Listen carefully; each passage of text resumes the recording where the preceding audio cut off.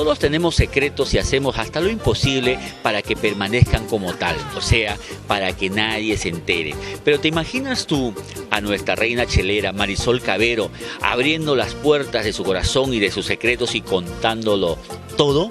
Claro, amigo, eso solo pasa aquí en Purito, Perú, y en nuestra secuencia Estrellas al Desnudo, que hoy tiene como invitada a Marisol Cavero.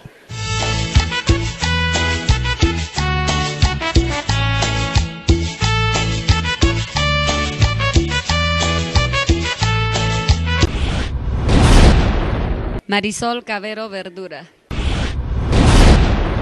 Cusco. El Capi Paruro. El cuy al horno. 11 años. Sí, en el colegio. Sí, pero no quiero decir. Si no me equivoco, en el 2006. Nunca dejarás de amarme, comprenderás que siempre te he querido. Poco a poquito. ¿Veis? Moderna. Sí. Estados Unidos, Bolivia, Chile, Brasil, Argentina. Bueno, en eso no tengo un hombre ideal, solo me interesa el corazón, que sea buena persona, porque no interesa el color, el tamaño, ni la estatura, ¿no? ¿De qué? En el escenario, pues.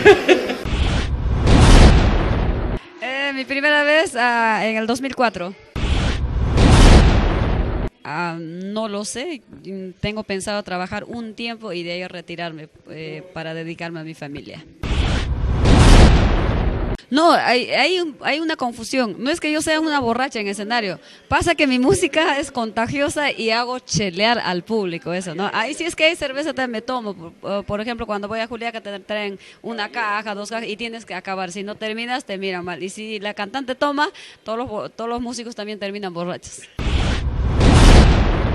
949-614612 o al 961-81-2054.